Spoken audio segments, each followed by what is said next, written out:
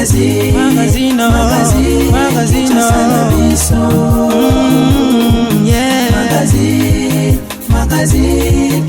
na biso réalité ya banaki réalité ya banaki no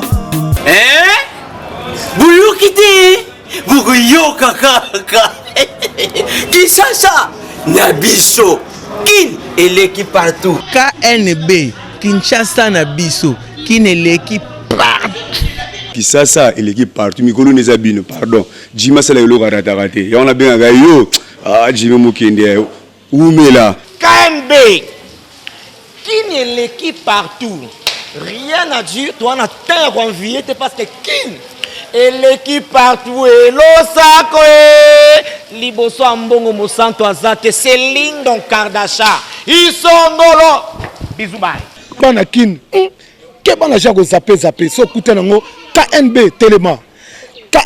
Téléma Kinshasa eleki partout Jimmy Mukendi umela KNB ko zape te so kuta nango check ovandi. Abonnez-vous sur notre chaîne YouTube Kinshasa na biso. Bonsoir nos fidèles lions sur magazine Kinshasa na biso, je continue toujours à informer bino pour que ça nous va vraie réalité à Kinshasa.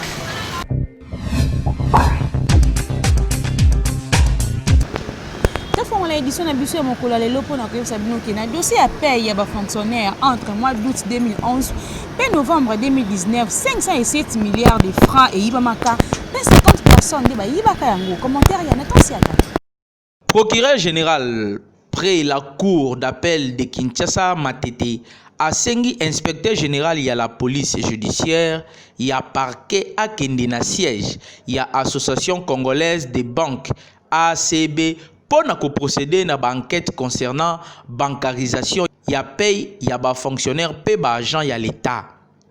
La police judiciaire a zali chargé, il y a kozwa na ACB, ba combo ya ba banque commerciale nyonso oyo et ponama ponako assurer paye ya ba agent pe ba fonctionnaire depuis bancarisation et banda tilelo kozwa lisusu ba copie ya ba différents rapports ya paye oyo ba banque wana nyonso pe na ba montant ya mbongo oyo etikala après paye oyo ezongaka na trésor public pe ko sala de sorte que clarité et monana na dossier oyo.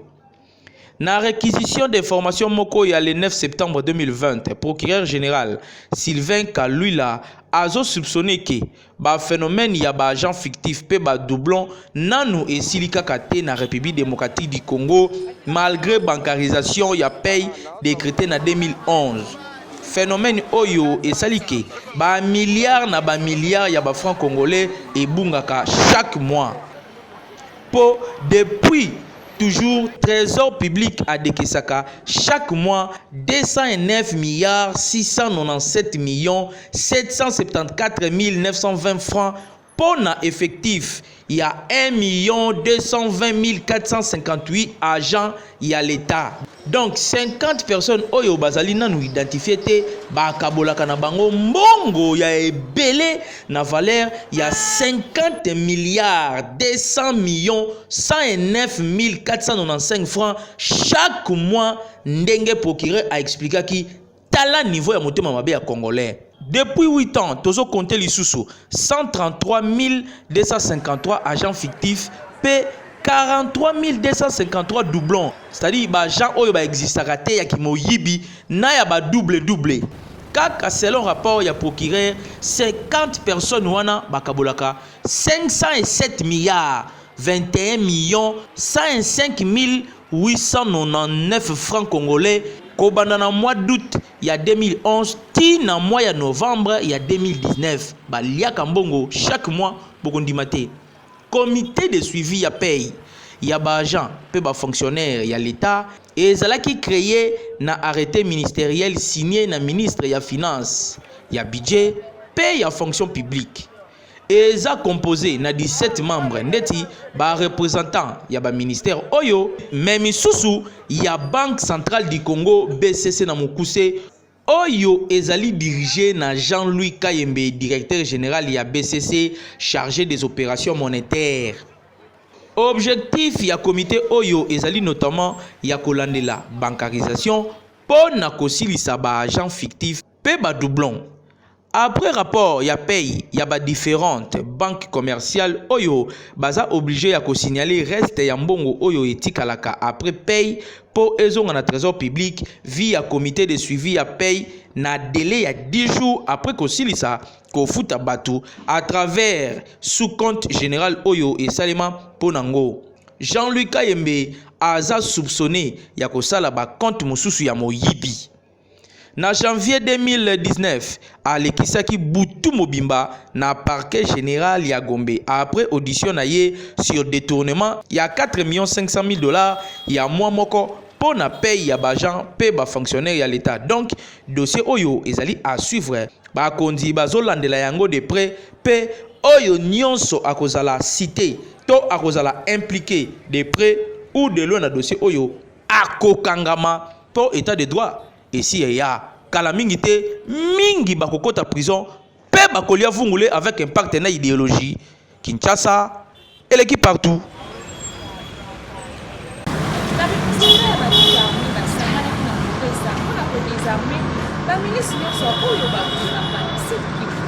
Réunion moko et Salemaki lundi oyo 14 septembre.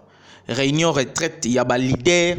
Pe ya cohésion entre ba représentants ya ba groupe armé pe ba autorité congolaise na Mouressa na territoire ya Kabare na Sud Kivu.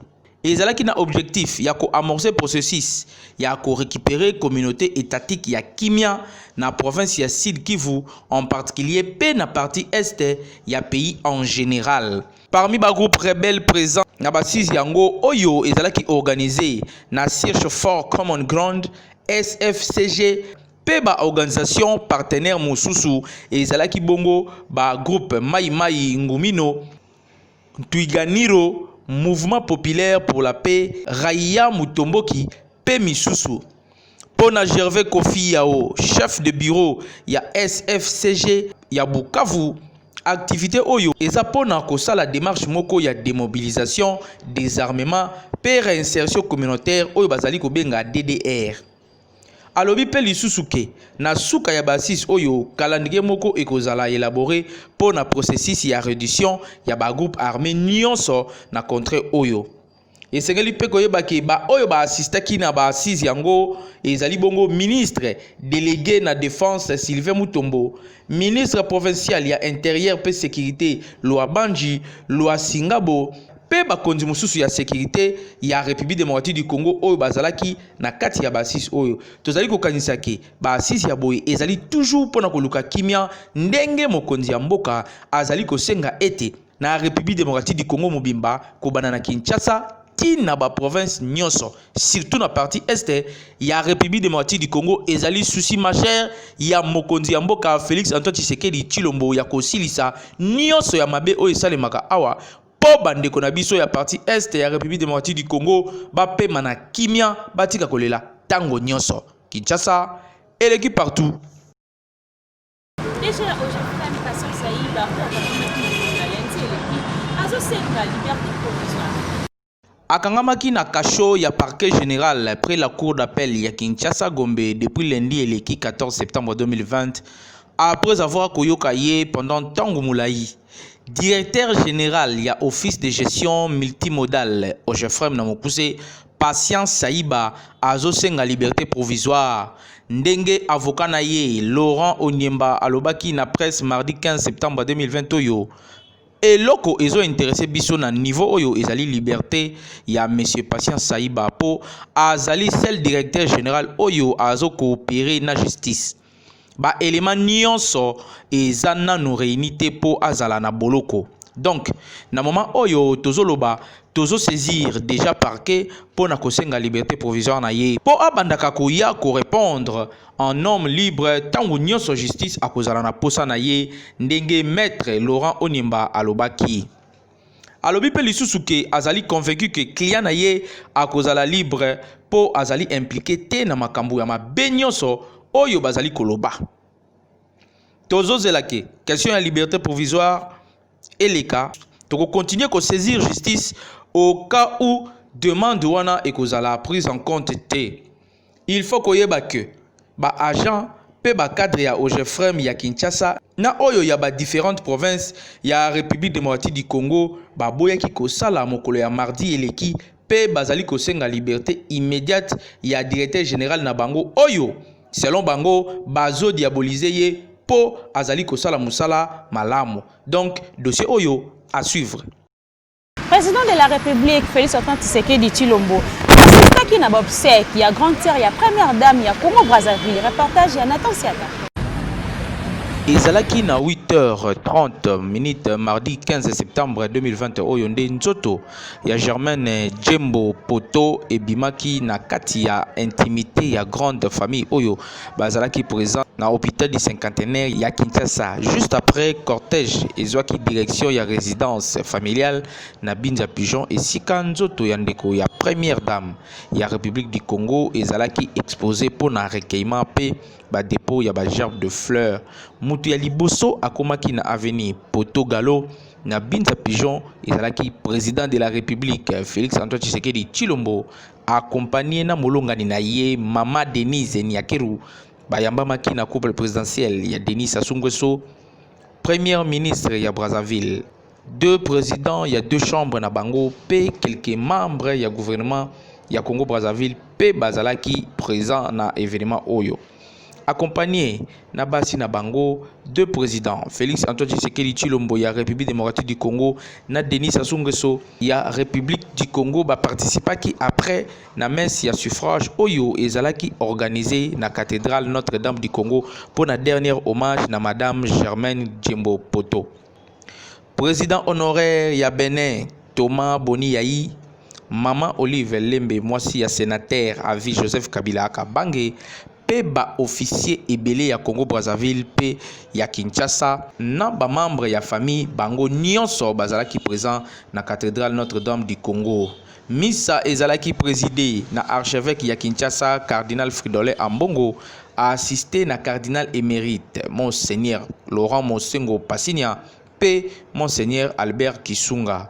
Célébration eucharistique oyo ezalaki occasion pour na archidiocèse ya Kinshasa ya ko rendre hommage moko mérité na Germaine Djembo, fervente chrétienne engagée na paroisse Saint-Sacrement. Au-delà ya affiliation na ye présidentielle na homélie na ye cardinal Fridolin Ambongo acomparaki vie ya maman Germaine Djembo na oyo ya vénérable Tabita oyo ya Bible oyo azalaki mwasi ya kondima oyo misala na ye ekotikala témoignage ya monene.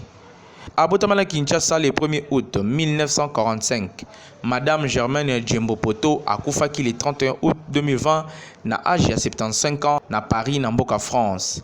Azalaki originaire ya province ya Nord Ubangi. Azalaki pe deuxième na famille ya 10 enfants. Atiki bana 8 pe bakoko ebele. Famille ya Mowei ba remerciaki batu nyonso po na soutien na bango na moment oyo ya pasi. Pe après messe cortège ya matanga ezwaki direction ya nécropole ya Nsele esika akopema pona libela pe akundamaki na strict respect pe intimité familiale.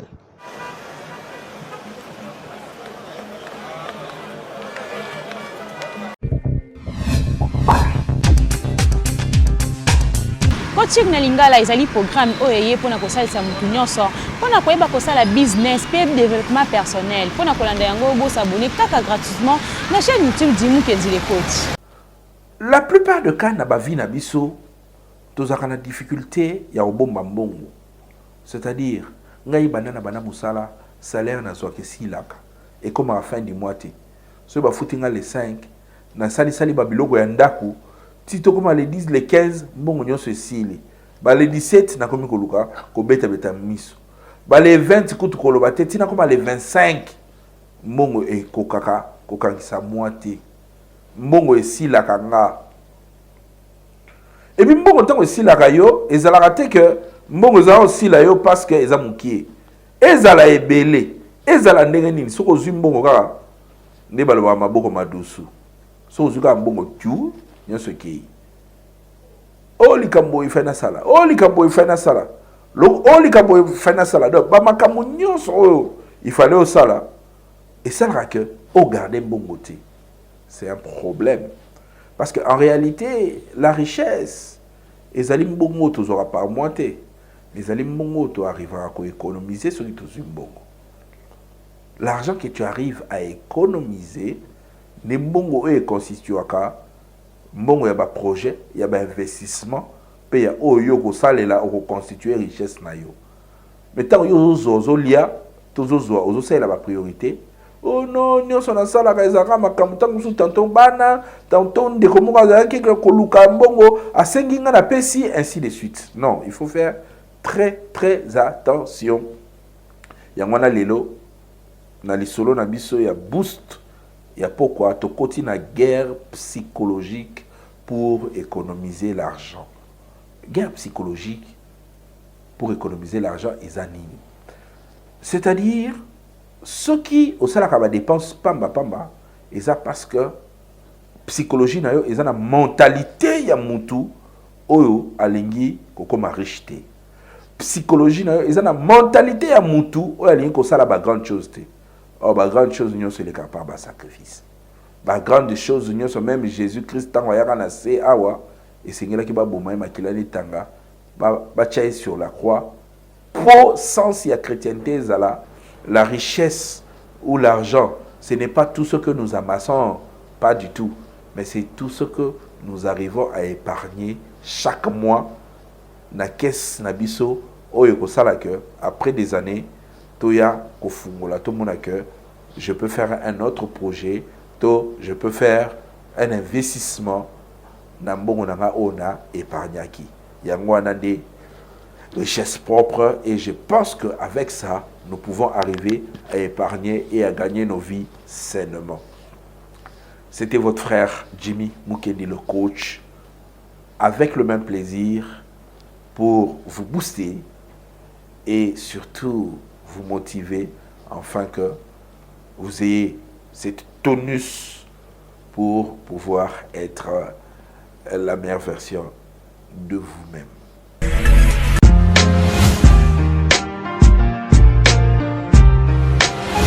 Entreprises, institutions publiques et privées, ONG, partis politiques, commerçants, sachez que la communication constitue le socle de l'émergence de vos activités, produits, services et marques. La communication ne s'improvise pas, mais les méthodes et les stratégies de la communication s'apprennent. La mouture ASBL organise la session de formation spécialisée en communication des organisations en 2 mois. Premier niveau, communication 360 degrés, les relations publiques et relations presse. Deuxième niveau, marketing marchand, marketing politique, conception publicitaire et gestion d'agence conseil en communication.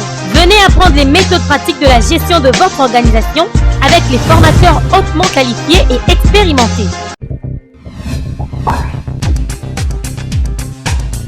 Tolingi toyeba soki ezali na uma BT patron alinga travailleur na ye ya musala. Reportage ya Hervé Zaka. Magazine KNB réfléchir sur les conséquences nini yaka soki patron azobima na ba travailleur na ye. Ba travailleur basala kalisusu musala ndenge elongo banité. Ba travailleur bakozala lisusu na respect ya patron na bango te. Tokutanaki na quelque kinwa boyoka bango. Condition ya vie ya ba congolais to souffrir makasi. Ba fille mingi ba komo mitika pour aller sa libota na ye, pour aller sa famille na ye, pour aller sa donc famille en général quoi. Donc pas la vraiment ils ont des cas passer. To PCP fautité. Ba conséquence c'est belé pays. De manière patron azo sala ngo comme kaka domestique parce que biso awa to travaillera pas ba expatrié. Expatrié bazo nio ko la biso à somme. Tile ki na biso ya mwasi afungwami kendeko un patron na tie comme bajiwana. Ba conséquence tout le monde ngopé belé pour tout le monde bara ba métis bazo le kabiso mona mongo pembembe tatana ebanité. Bon ba conséquence sango wana. Bazemi et ça rappelle mambo belé. Te conscience ya yemo travailler. Toko pese fautité, conscience ya yemo travailler. Yemo azo conscient na yemo conscience ni mo le belai. Faut yeba d'abord aza marié ou bien aza célibataire. Mais ceux qui aza célibataire, ils sont quand même passables. Mais ceux qui aza marié automatiquement non. Et femme, on n'est pas femme libre, aza célibataire ou bien aza marié. Ceux qui aza marié, pourquoi que le logement si mususu? eza mabe carrément eza mabe comportement wana eza mabe mais conséquence nango yango tozomona bana mosusu baza na nzela tozomona bafazer ebele eza baconséquence ya babiloko nyonso to wana yo oza marie soki mpe na mwasi na yo na bana na yo mpo wana mpe soki aza travail epesa ye mpe chance azwa mobali oyo ya ye abala batika ou bien soki alingi kozwa ye comme deuxième femme c'est autrement ake na voie normale mwasi nepandaka ye moto azobala mwasi ya mibale mais soki ozosala yango ya kobatama nono wana eza mabe carrément batika mais soki ozali ke mwasi ya bato eza mabe aza escrew okokoluka mwasi ya moto te mwasi asi abala mobali mosusu yoki nobimisaka ye eza mabe soki patron azali na mwasi mosusu okokobala ye aza na pasi te puse yo mobali okokobala basi ata mitano motoba moto akoboya yo te olaninga c'est pas mobile so alingi basi mibale abali eza commandement te mais nde mwasi ya moto mabe travailler soki abali te ya kokozwa ye eza c'est pas chance na yo soki alingi yo oza moto ya mosala alingi yo kobala yo problème eza te yo so oza na mobali te mabe te eza mabe puisque premièrement soki patron azokobima na travailleur na ye respect ya travailleur envers patron ezalaka lisusu te patron mpe moyen azala na rigueur atenir rigueur epai ya travailleur mpona kosala mosala malamu eza te du travailleur moyen asala bien eza te patron mpe moyen azala na contrôle epai ya travailleur na ye eza te donc mosala ebebaka mpenza raison pour laquelle ezalaka soki neti travailleur abimi na patron asalaka mpona kozala na surveillance ya mosala na ye malamu il faut écarter yo omonaka ke abimi na ye quelque temps après ndenge akomi mwasi sikoyo akomi komionga na bolingo balongolo ye na mosala bapatron oyo basalaka bongo eza malamu te premièrement travailleur aye mpona kosala mosala ya mibale ye azalaki na posa moto asalela ye c'est-à-dire ntango moto wana ye aye na ambition na ye ya kosala mosala koapporter un plus na entreprise oyo patron azali alors tant que patron amemi biloko wana sikoyo moto moyen tenir azala na conscience oyo ayaki nango mpona kosala mosala eza te akomi kosala kaka formalité ardu omonake mosala ebebi ekotambola lisusu malamu te oui eza mabe automatiquement eza biloko bakoki kocontinue na yango te eza malamu te mpona kogarder d'unité ya patron mpona kogarder équilibre mpona mosala na ye eza inutile patron esika ya mosala ezali esika ya kosala bolingo te donc mpona koevite lobi biloko ya boye koma na entreprise patron yeba kokontrole basentiment na yo bino mpe batravailleur boyeba kopesa nzoto na bino respect donc bino bapatron bosalaka bongo botika Kinshasa eleki partout. Abonnez-vous sur notre chaîne YouTube Kinshasa na biso. Yalelo ekomi bongo na suka magazine na bino Kinshasa na biso o bozelaka mingi ezalaka wana toujours pona ko informer bino ko tesa ma vraie réalité Kinshasa soki bo sepela ki édition ya mokolo alelo pesa merci l'équipe technique mobimba o basala ki kenga na bino to kutana misusu mokolo alelo na tansiata abongisa maki bongo na sima caméra pe na tansiata zalaki kaka bongo na réalisation pe na coordination ya Jimmy Kenzi kaka ndenge to mesa ko sala bino kotika la kasi ko chepe brancher na chaîne YouTube Kinshasa na biso Kinshasa yo elle qui partout.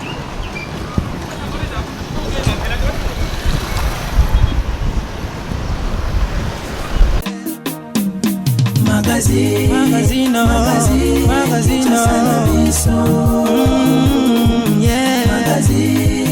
Magazine Kinshasa na biso réalité ya bana ki réalité ya bana kino